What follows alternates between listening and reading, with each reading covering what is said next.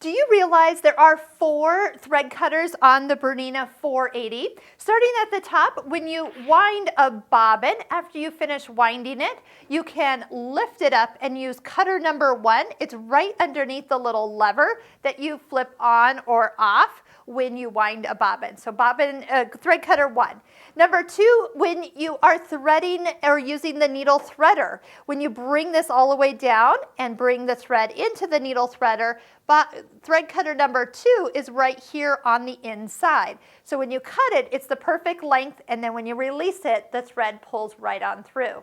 Next, when you are actually using the machine, you can actually use the thread cutter that's on the side from front to back or back to front.